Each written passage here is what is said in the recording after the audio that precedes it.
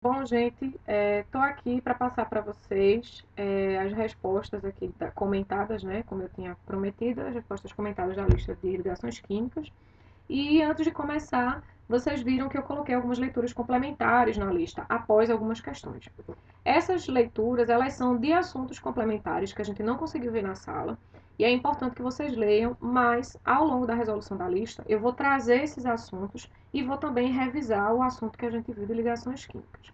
Vamos lá. Nessa primeira questão, ela parece difícil que tem esse monstro aqui, que é essa molécula de açúcar, mas é super tranquilo. Só a gente revisar alguns conceitos. Vamos lá. Um princípio importante na dissolução de solutos é que semelhante dissolve semelhante.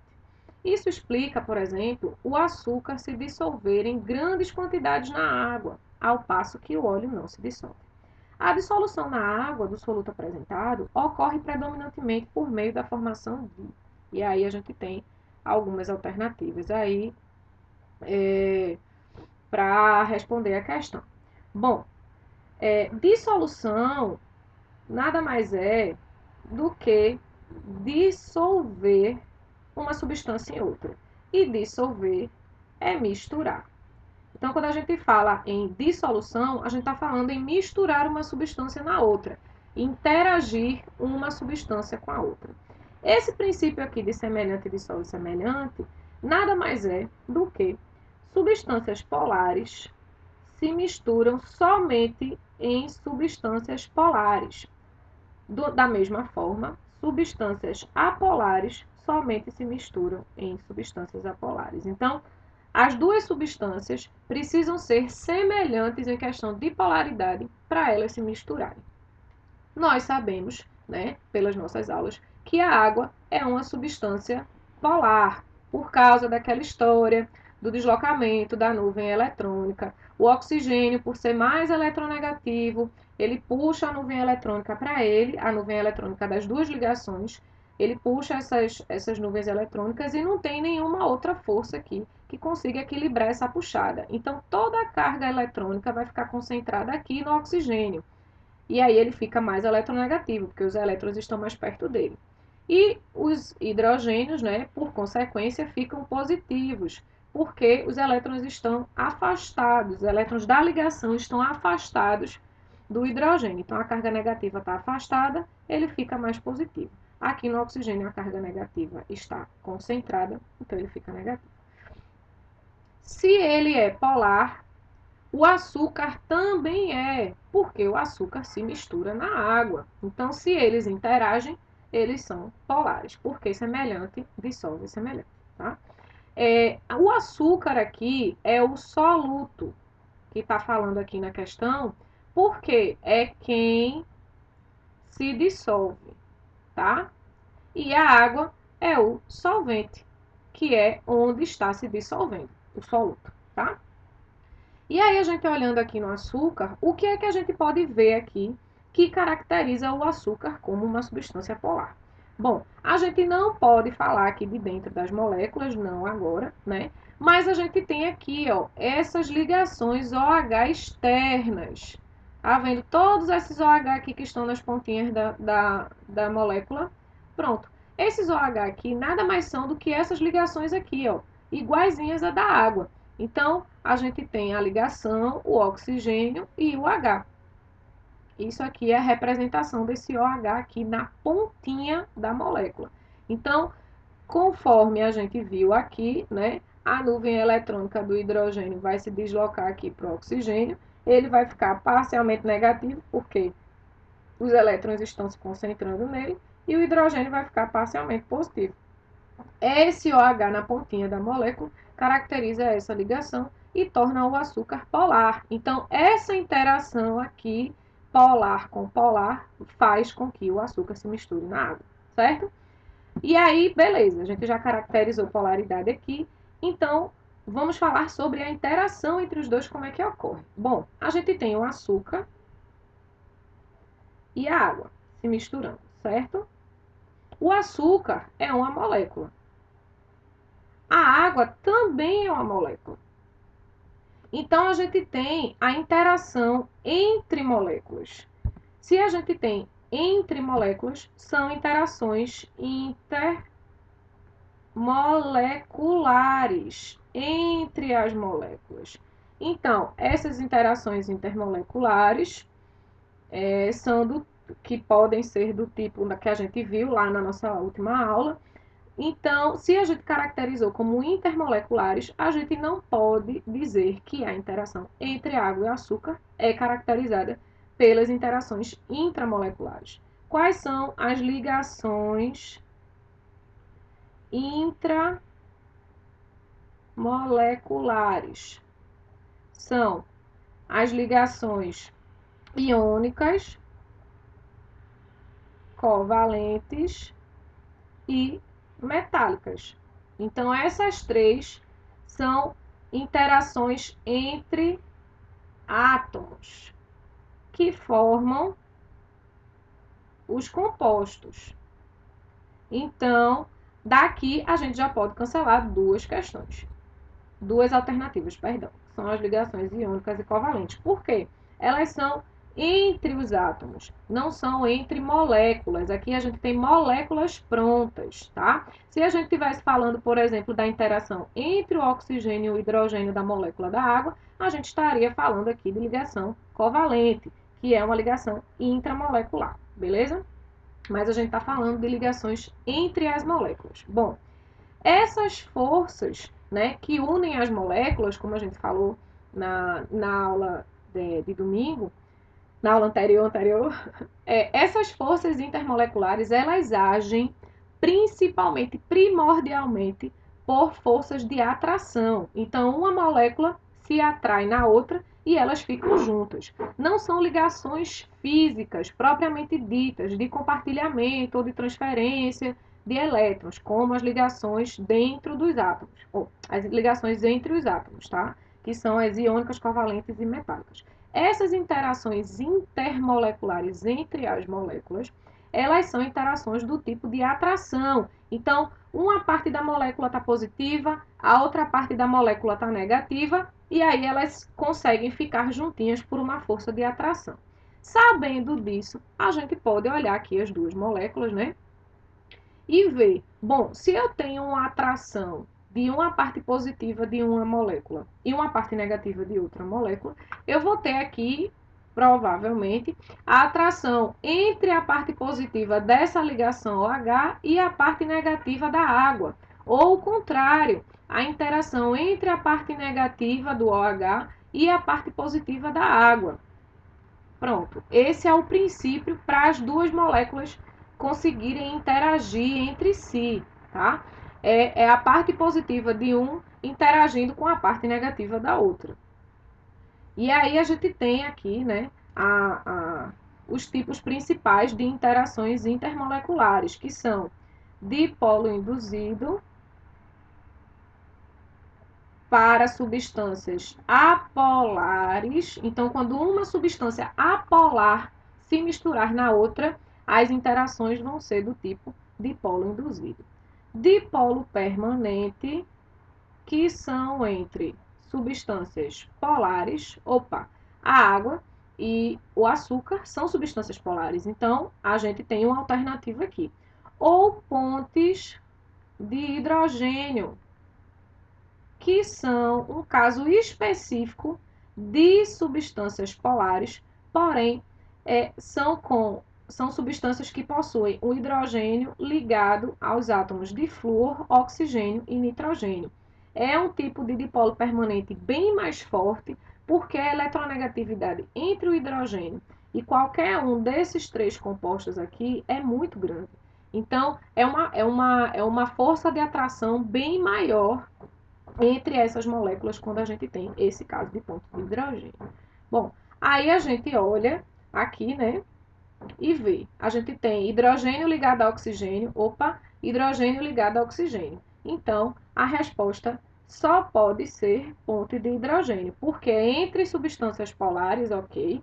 E aí tem o caso do hidrogênio ligado a qualquer um desses três aqui elementos. Então, a resposta é ligações de hidrogênio.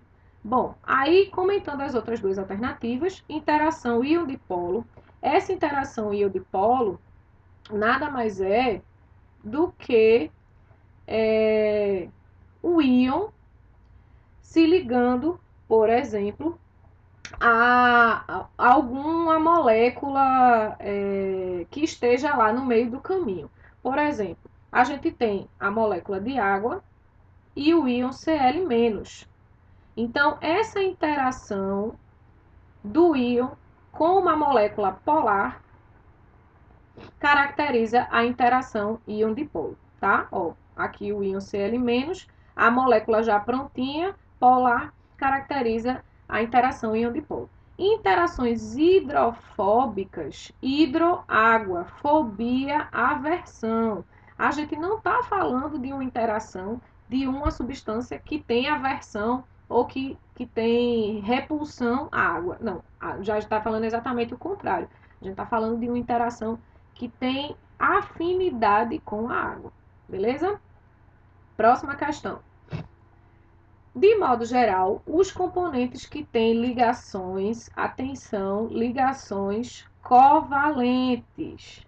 Covalentes. Eita, deixa eu trocar aqui. Covalentes. Esses compostos que têm ligações covalentes podem ser. Vamos lá. Deixa eu trocar aqui. Que tem ligações covalentes. São formados pela ligação entre metais e hidrogênio. Metal mais ametal é ligação iônica, certo? Iônica. Metal mais hidrogênio caracteriza também uma ligação iônica que forma hidretos. Então, teve metal, só pode ser iônica ou metálica, que aí é metal mais metal, certo? Não pode ser covalente. Então, essa aqui está errada. São encontrados na natureza somente nos estados líquido e gasoso. Mentira! A gente tem alguns compostos aí que são encontrados também no estado sólido. Por exemplo, o açúcar, que a gente viu na questão anterior, o diamante, o carbono. Todos esses são compostos covalentes, tá? Então, tá errada também. São constituídos de átomos com tendência exclusiva para doar elétrons. Quem doa elétrons? Vamos ver aqui. Doar elétrons. A gente tem a família 1A e a família 2A. Família 1A são metais, metais alcalinos. Família 2A são metais alcalino terrosos. Então, ó, metal, metal. Tá errado. Não são os componentes covalentes não são constituídos de átomos com tendência exclusiva em doar elétrons, porque os que têm tendência exclusiva são metais, tá certo? Formam estruturas eletricamente neutras, denominadas moléculas. Gente, lembram que eu fico enchendo o saco de vocês? Falou molécula, falou covalente, falou molécula, falou covalente. Pronto. Estruturas eletricamente neutras, sim, né? As moléculas são eletricamente neutras, denominadas moléculas. Então, a alternativa é a letra D. Vamos ver a letra E. Apresentam alta condutividade elétrica em todos os estados físicos. Gente, a alta condutividade elétrica requer elétrons livres. Essa característica, ela é principalmente dada a metais. Os metais lá que tem o mar de elétrons, né, a ligação metálica, propicia haver esse mar de elétrons, que são os elétrons que estão livres ali, passeando ao redor dos núcleos dos átomos que estão ligados. Então, essa questão, essa alternativa não pode ser correta, porque quem apresenta a condutividade elétrica é metal. Se tem metal, não faz ligação covalente, certo? Próxima.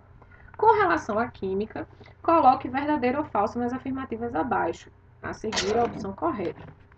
Os compostos moleculares são formados por meio de ligações metálicas. Molecular, molécula. Molécula, molecular é ligação covalente. Então é falsa. Ligações metálicas. Gente, vejam. Ligações metálicas e ligações iônicas, quando a gente tem, né, estruturas feitas por essas ligações, a gente chama de compostos ou sólidos cristalinos, tá?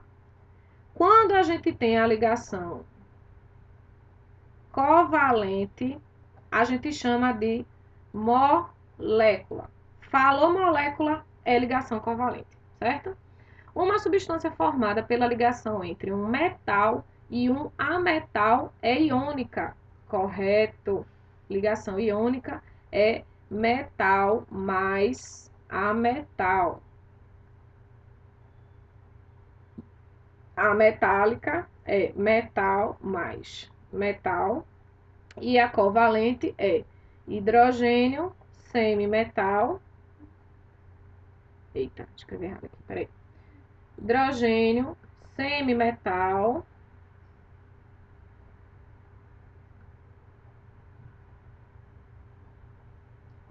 E a metal.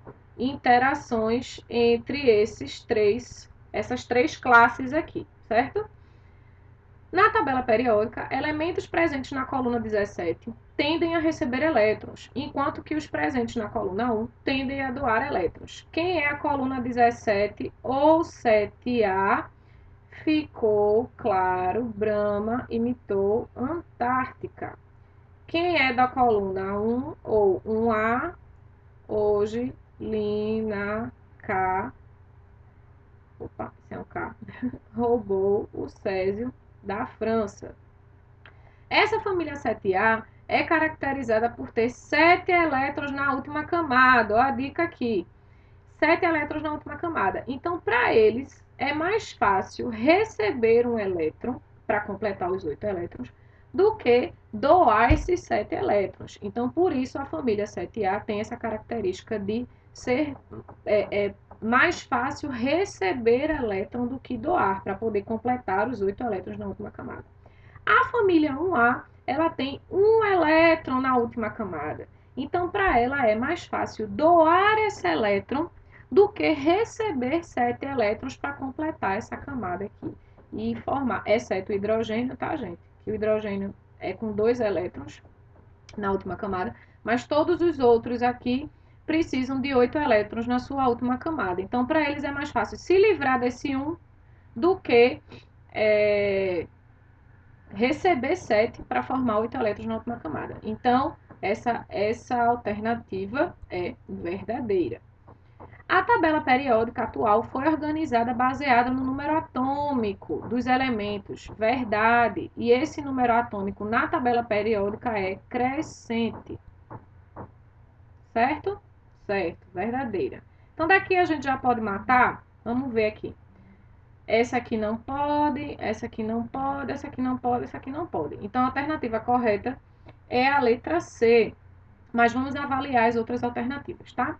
Os gases nobres são elementos que reagem facilmente com qualquer outro elemento. Não.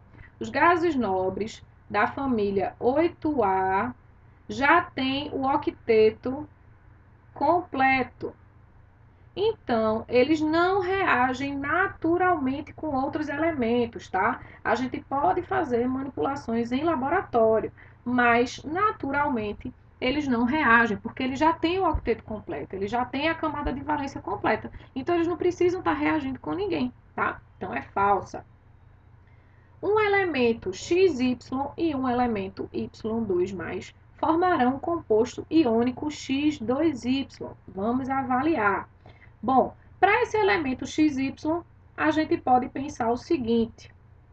Esse elemento XY, ele está com essa carga negativa, porque ele está com excesso de um elétron. Por exemplo, a gente tem o elemento cloro. O elemento cloro, ele tem na sua composição estável e elementar, ele tem 17 prótons e 17 elétrons. Então, aqui ele está elementar, carga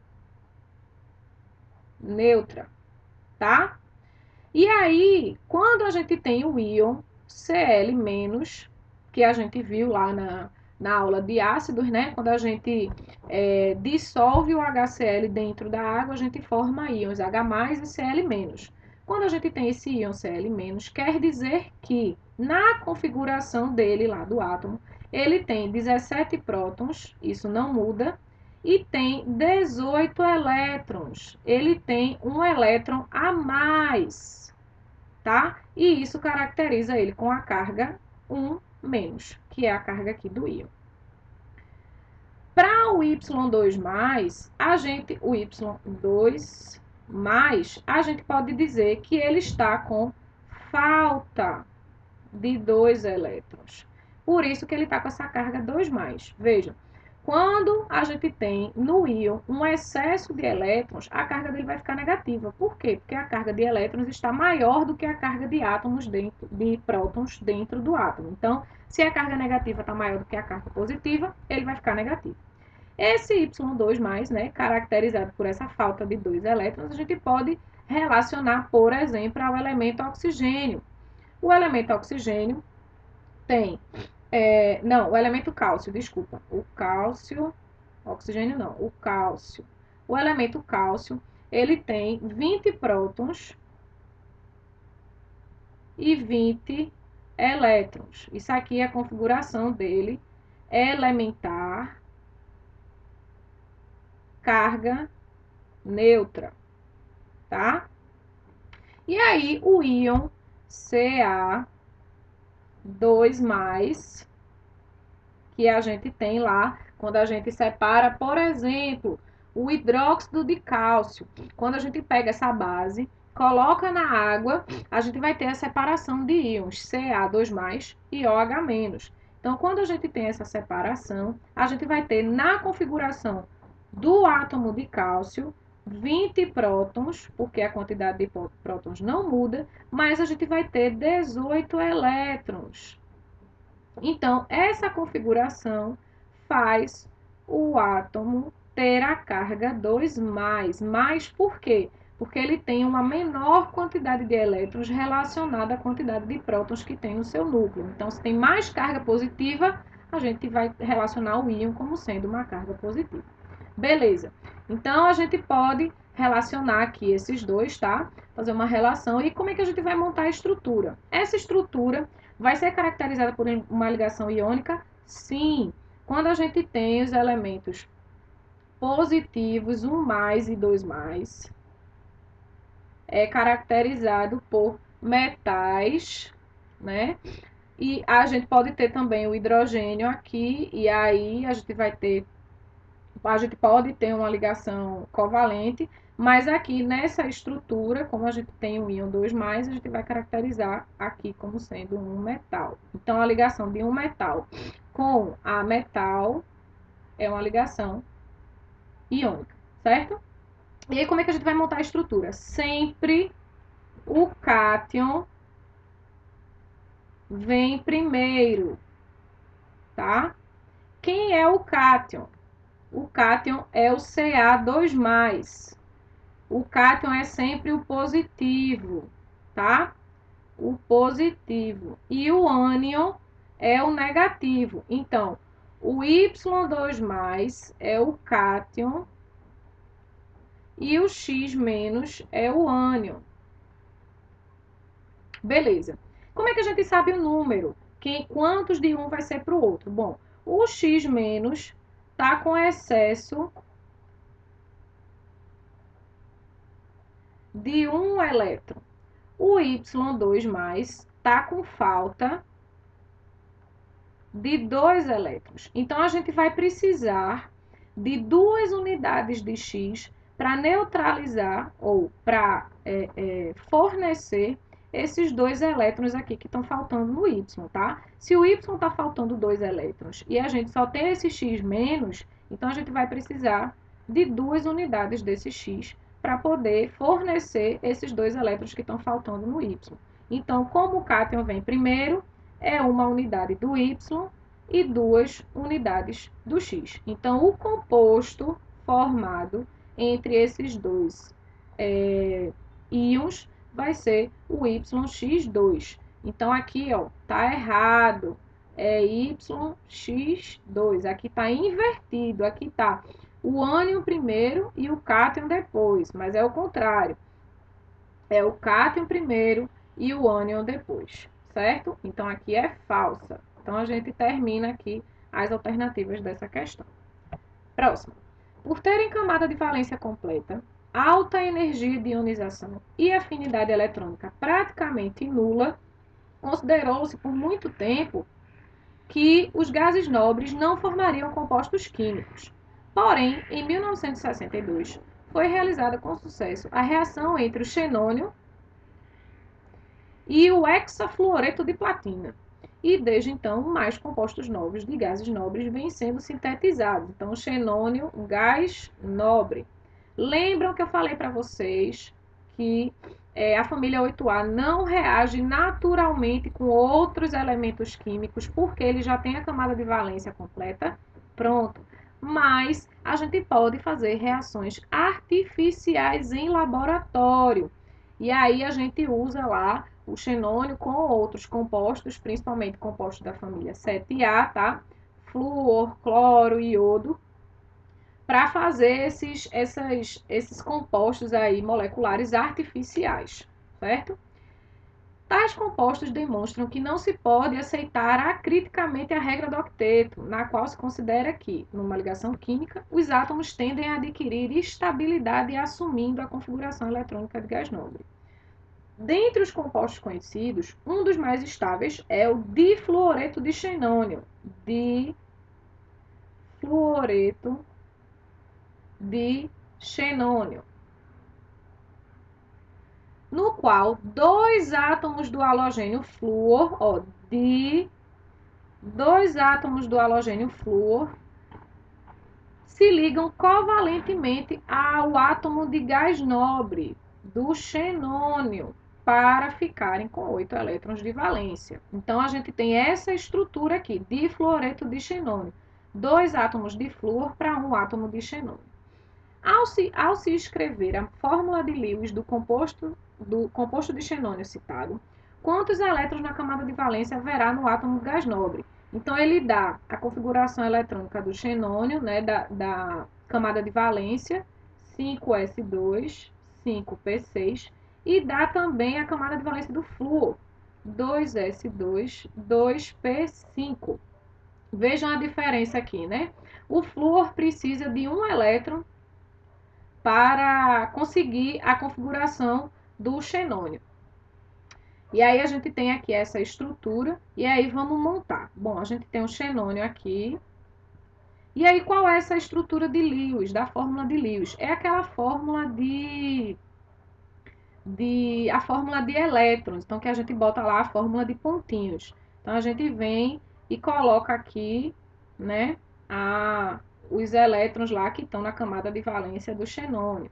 Aí a gente vem e liga os flúors nessa molécula de xenônio.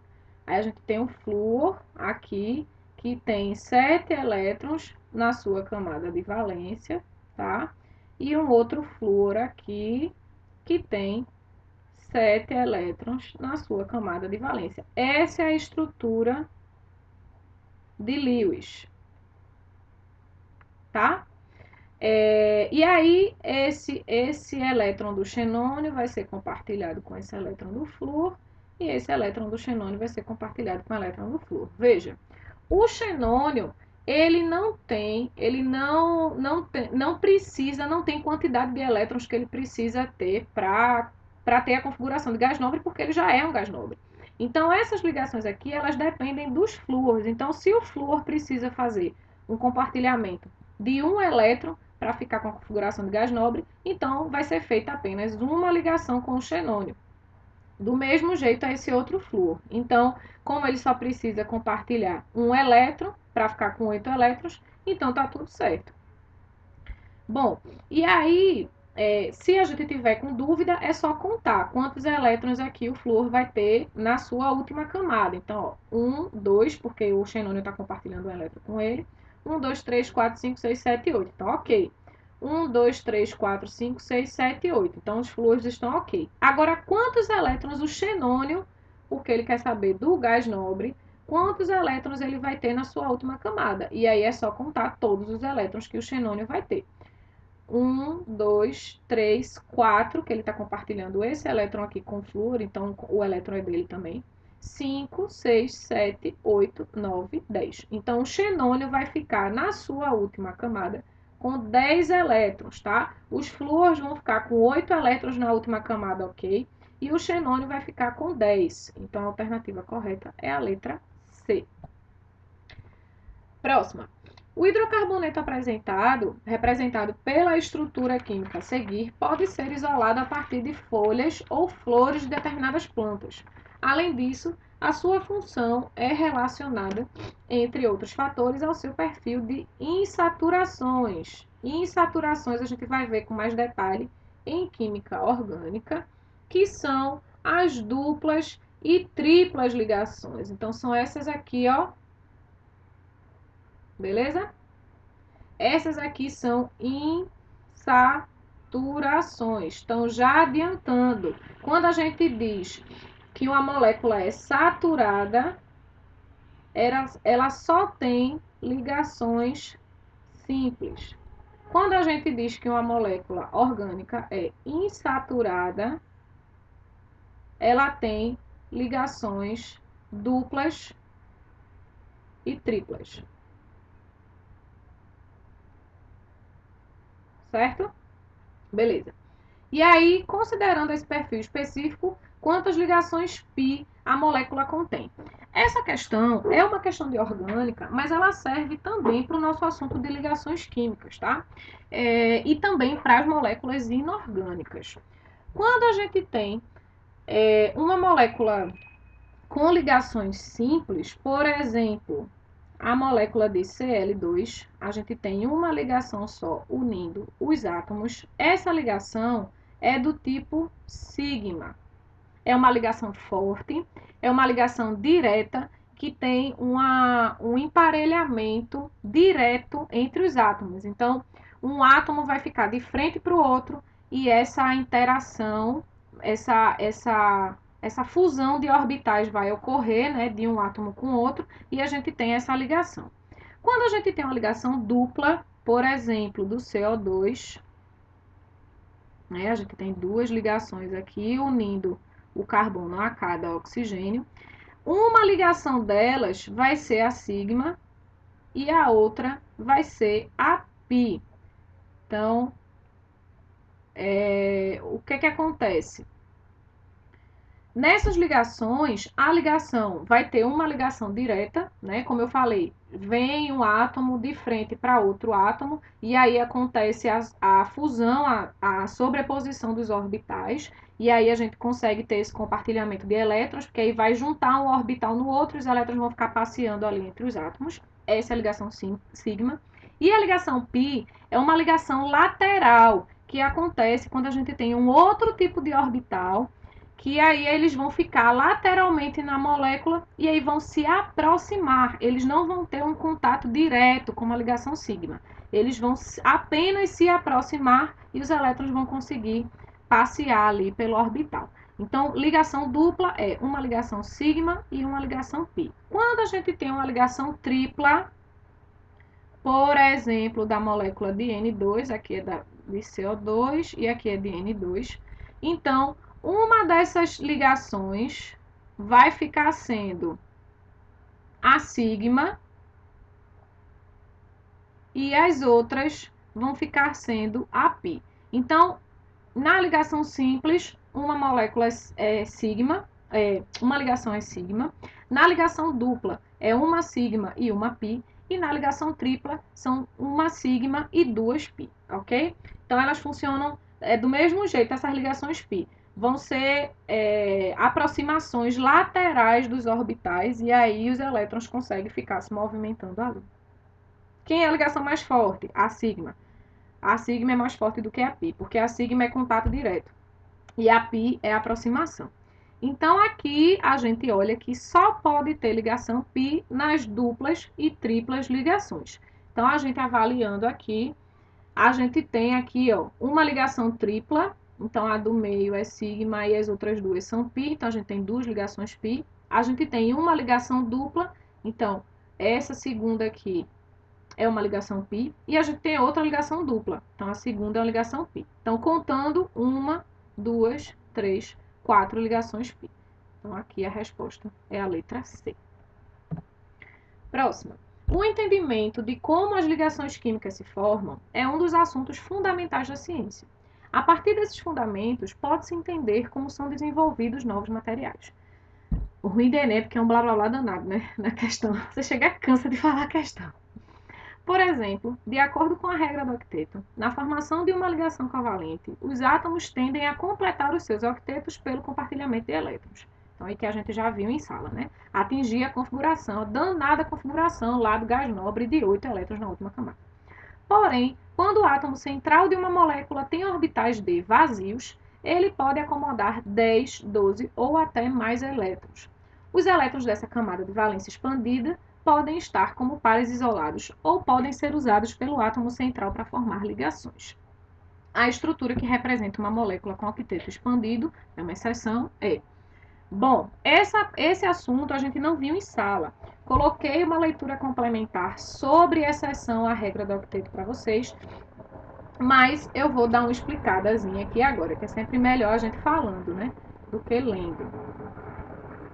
Bom, existem alguns elementos na tabela periódica que conseguem ficar estáveis com mais de 8 elétrons na sua última camada ou menos de 8 elétrons na sua última camada. O primeiro caso, que chama expansão do octeto, tá? Ou octeto expandido, que é o que tá aqui, que é o que fala aqui na questão, tá? É quando eu consigo fazer mais ligações do que eu precisaria fazer, porque eu tenho um orbital vazio. Vocês viram na aula de estrutura atômica que a gente tem lá na configuração eletrônica do átomo os orbitais, e dentro desses orbitais eu tenho os níveis, né, os níveis de orbitais, e eu tenho os subníveis de orbitais, que é daquela história lá do diagrama de Linus-Pauling, S, P, D, F.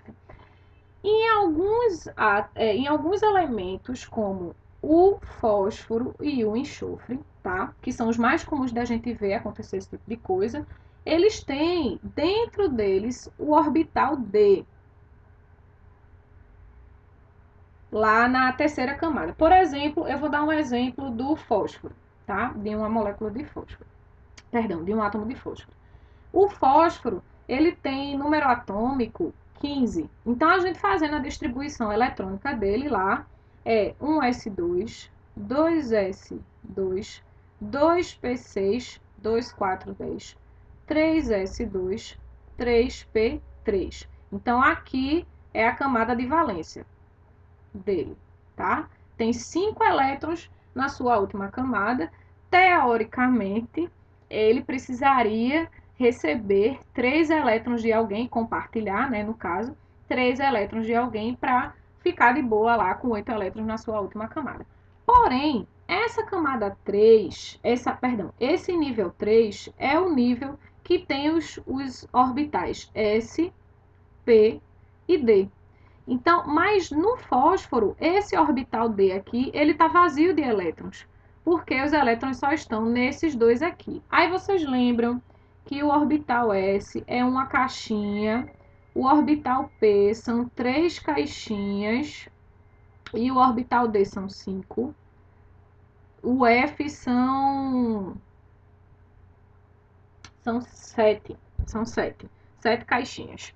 Aí o que que acontece? Os elétrons que a gente está vendo aqui, eles ficam aqui dentro, né? E aí, ó, Completando aqui os elétrons, 3s2, aqui a gente está no nível 3, né? Na camada 3, 3s2, 3p3. Então, eu tenho aqui, pronto. Esses daqui são os elétrons. E aí, tá vendo que a camada D tá vazia? Aí, o que que acontece? Na expansão do octeto, esse elétron, deixa eu trocar a cor aqui. Esse elétron que tá aqui, ele pula para esse orbital D aqui, possibilitando, deixa eu pôr ele aqui, possibilitando a gente de fazer uma ligação nesse orbital D. E aí a estrutura fica assim, ó. SP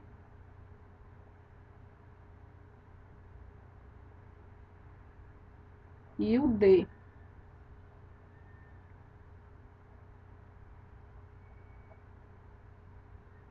Pronto. Então, ao invés dele só fazer 3 ligações para preencher os elétrons aqui, ó, essas estruturas elas só ficam estáveis se elas tiverem 2 elétrons, um em cada lado, né? Os spins opostos, um em cada direção diferente, mas tem que ter 2. Por isso que os elétrons só ficam estáveis quando eles estão em dupla, tá? Quando eles estão em par, justamente para encher essa caixinha aqui. Como esse elétron que está aqui, ele pulou para essa camada D aqui de baixo, ao invés de eu fazer só 3 ligações e completar os elétrons aqui nessas caixinhas, eu vou conseguir fazer 5. Porque aí eu tenho 5 caixinhas, 1, 2, 3, 4, 5, 5 caixinhas para preencher. Esses orbitais aqui não vão ser preenchidos porque estão vazios. Então, aqui eu consigo fazer 5 ligações. E aí é por isso que a gente consegue fazer a estrutura do ácido fosfórico. O fósforo, ele consegue fazer ali, ó, os 5 elétrons na sua última camada, 1, 2, 3, 4, 5, ele consegue fazer 5 ligações. Ó, ele faz 2 ligações com oxigênio. Deixa eu colocar os outros oxigênios aqui. Deixa eu pôr o hidrogênio.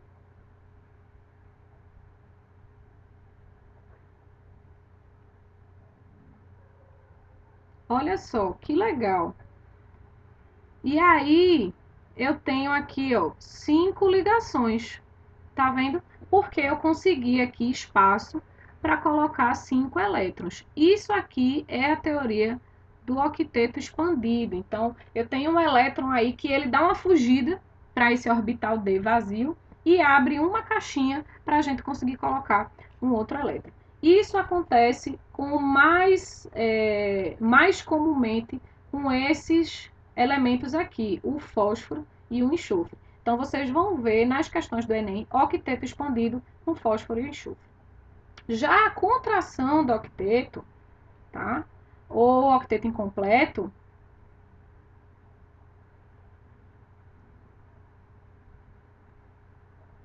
deixa eu escrever aqui, octeto incompleto é com relação àqueles elementos que diminuem a quantidade de caixinhas e diminuem a quantidade de ligações e conseguem ficar estáveis com menos de 8 elétrons na sua última camada. A gente consegue ver isso com mais facilidade nos átomos de berílio, boro e alumínio. O berílio e o boro, né, são do segundo período, e o alumínio é uma exceção no terceiro período, tá? O alumínio ele tem o seu orbital D, mas ele vai fazer uma contração do seu orbital. Ele não consegue ficar aqui nessa característica de expansão. Ele fica na característica de contração do octeto. Vamos ver como é que é? Bom, o berílio, por exemplo, ele tem lá na sua estrutura 4 elétrons. Então, a sua distribuição eletrônica é 1s2, 2s2. Então, lá nas caixinhas, né, a gente tem lá no segundo nível a caixinha S e a caixinha P. Então, a caixinha S dele aqui está preenchida. e a caixinha P não está preenchida, está vazia. E aí, o que acontece?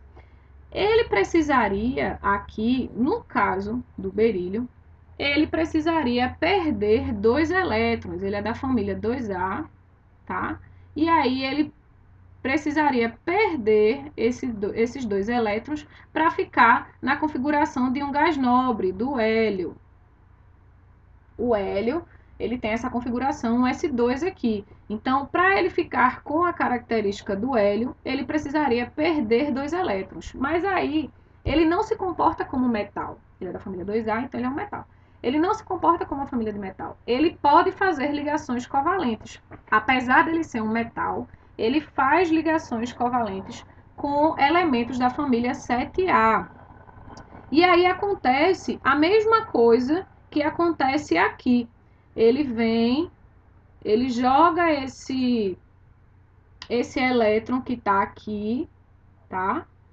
Para aqui, para dentro. Aí a gente tem essa nova estrutura de orbital, né? Que é S com uma caixinha e o P com uma caixinha aqui preenchida das 3. Essa aqui não faz ligação. E aí, nessa estrutura, ele consegue fazer uma ligação, por exemplo, com 2 átomos de cloro. Então, o berílio está aqui, ele tem 2 elétrons na sua última camada. Ele é um metal, mas, para essa exceção, ele consegue fazer ligações covalentes com átomos de cloro. E aí, ele fica com essa estrutura estável. O cloro está aqui com seus elétrons, né, na última camada. E aí o berílio, ele consegue fazer essa ligação covalente e aí ele fica com 4 elétrons na sua última camada, menos de 8. Então, esses elétronzinhos, eles vêm para cá, ó. Tá vendo? Esses elétrons do cloro, eles vêm para cá. E aí completa. Só que aí, como tem menos de 8 elétrons na última camada, a gente fala que o octeto está incompleto. Aqui, como tem mais de 8 elétrons na última camada, deixa eu preencher aqui, mais de 8 elétrons na última camada, então a gente diz que o enxofre aqui, no caso, ele está com o octeto expandido, certo? Então, aqui nas alternativas, a gente vai procurar octeto expandido, a gente vai procurar moléculas que tenham fósforo ou enxofre. Aqui não tem, aqui não tem, aqui tem. Opa, então essa aqui. Aqui não tem, aqui não tem. Na verdade, esses daqui, ó, esses 3 são octetos incompletos. Boro, berílio, alumínio. Olha eles 3 aqui, tá? São octetos. Quando vocês encontrarem estruturas covalentes com esses 3 elementos aqui, são octetos incompletos, certo? Próxima. Em relação às ligações químicas, é correto afirmar que a ligação metálica consiste em um mar de elétrons circulando entre cátions fixos.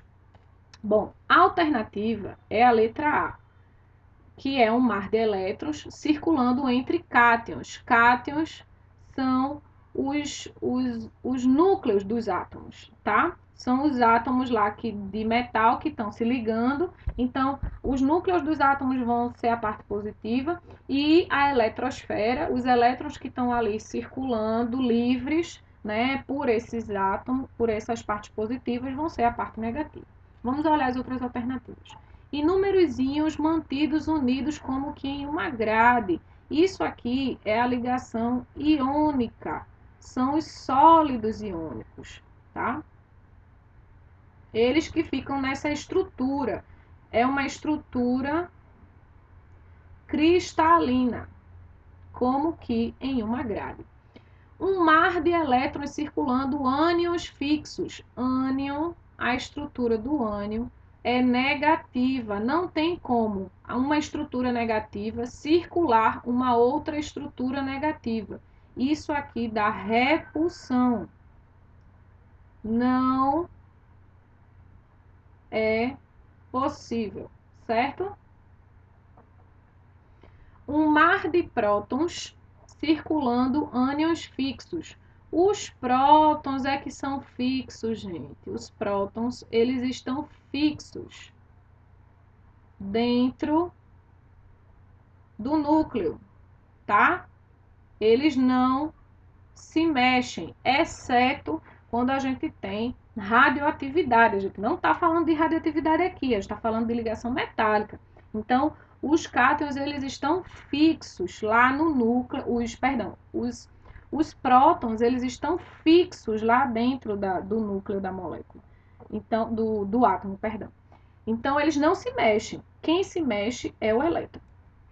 Milhares de átomos mantidos unidos por compartilhamento de elétrons. O que é compartilhamento de elétrons?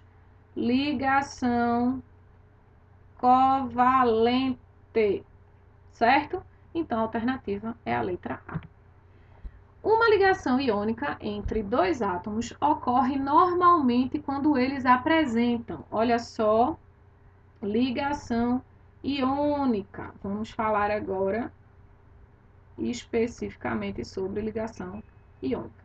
8 elétrons na camada de valência, eles apresentam 8 elétrons na camada de valência? Não, isso aqui é uma configuração de gás nobre. A gente quer alcançar os 8 elétrons, mas a gente não tem eles ainda. A gente vai fazer a ligação química justamente para a gente conseguir essa configuração. Quem tem 8 elétrons na última camada, naturalmente, né, apresenta. Os elementos que apresentam 8 elétrons na sua última camada são os gases nobres e eles não precisam fazer ligação, tá? Um elétron na camada de valência. Se dois átomos, cada um deles apresenta um elétron, então eu tenho dois átomos que precisam doar esse um elétron na camada de valência. Se eu tenho dois átomos que doam ligação, então a ligação é metálica. Tá? Se eu tenho dois átomos que precisam doar elétrons. É ligação metálica. Então, não é essa alternativa, nem a letra A, nem a letra B. Eletronegatividades bem próximas. Átomos que possuem eletronegatividades próximas são átomos que se ligam por ligações covalentes, que são aquelas moléculas lá apolares. Então, essa eletronegatividade próxima aqui é ligação covalente ou ligação metálica. Quando eles são negativos, é covalente, quando eles são positivos, é metálica. Ou seja, quando eles precisam doar elétrons e quando eles precisam receber. Eita, é o contrário, né? Falei o contrário. Peraí, deixa eu apagar aqui. Quando precisa receber elétrons, a ligação é covalente. E quando precisa doar elétrons, a ligação é metálica. Então, átomos que precisam doar elétrons possuem eletronegatividade próxima, tá? Pequena e próxima. Quando precisa receber elétrons, também possuem eletronegatividade próxima. Então, pode ser uma ligação covalente. Eletronegatividade bem distinta, sim, porque o metal, a ligação iônica entre metal e ametal, é uma ligação com grande diferença de eletronegatividade. Então, a gente tem essa característica, tá? Metal, que é positivo, e ametal, que é negativo. Então, aqui tem grande diferença de eletronegatividade, certo? Então, a alternativa é a letra B. Octeto eletrônico completo, não, isso aqui é um gás nobre. Então, que não faz ligações com ninguém, tá certo? É a mesma coisa da alternativa A. A alternativa E é igual à alternativa A. 8 elétrons na camada de valência é o octeto eletrônico incompleto, certo? Próxima. Julgue verdadeiro ou falso para cada um dos itens abaixo. A molécula de CO2 apresenta ligações polares, sendo então polar. Mentira! Porque vamos olhar como é a estrutura do CO2. O carbono está aqui, se liga ao oxigênio por ligações duplas, e aí o que é que acontece? A gente sabe que o oxigênio ele é mais eletronegativo que o carbono, então a nuvem eletrônica vai sair do carbono e vai para as duas moléculas de oxigênio, beleza? Beleza. O oxigênio vai puxar a nuvem eletrônica do carbono, da ligação com o carbono, para ele, e o outro oxigênio vai fazer a mesma coisa. Como a gente falou na aula, quando a gente tem esse tipo de estrutura, imaginem um cabo de guerra, tá? Duas pessoas puxando esse cabo de guerra com a mesma força para um lado e para o outro. Como eles estão puxando com a mesma força, ninguém vai para canto nenhum, ninguém se mexe. Então, essa estrutura não tem esse deslocamento que forma essa polaridade, porque como essas forças são iguais e elas estão em direções opostas, elas se anulam. Então, essa ligação entre o carbono e o oxigênio é polar.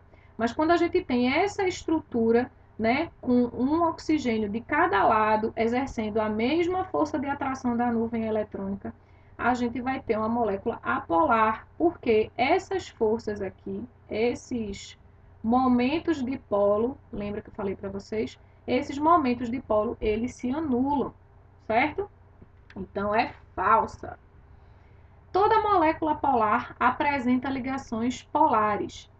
Sim, toda molécula polar tem que apresentar ligações polares, porque tem que ter a diferença de polaridade entre os dois átomos que estão participando ali da ligação. Então, é verdadeiro.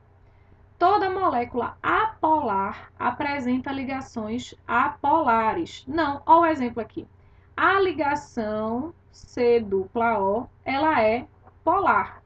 Porém, quando a gente tem a molécula do CO2, a molécula é apolar, por causa dessa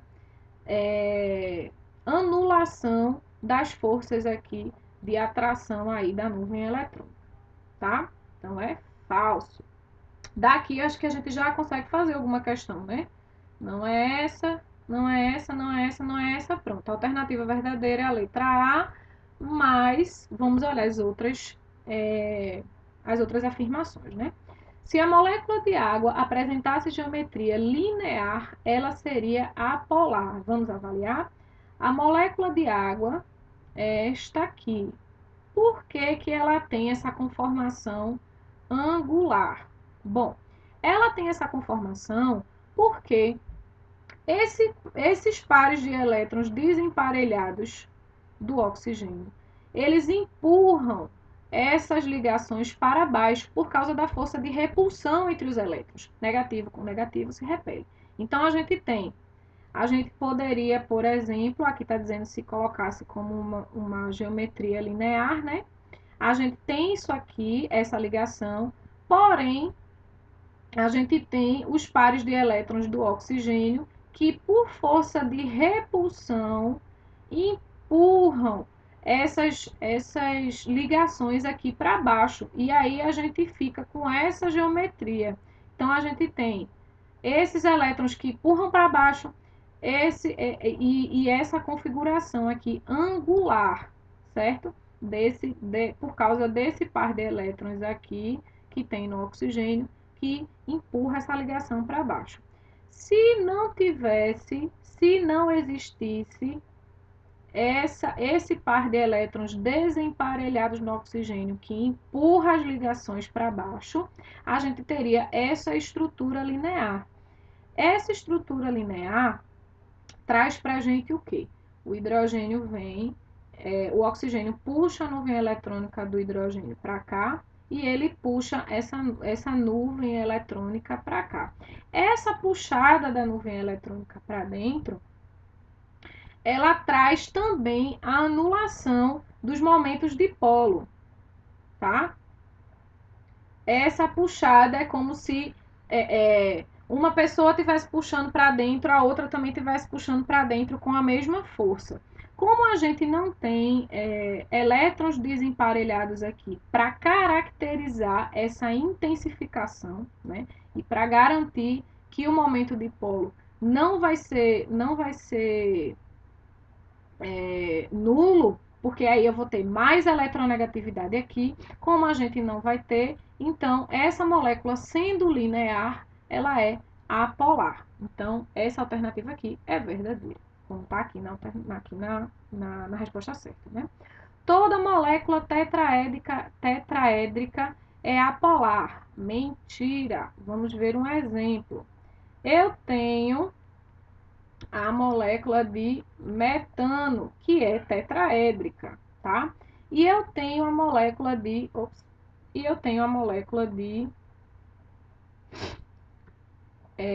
clorometano, que foi simplesmente a substituição, né, de um dos átomos de hidrogênio por um átomo de cloro.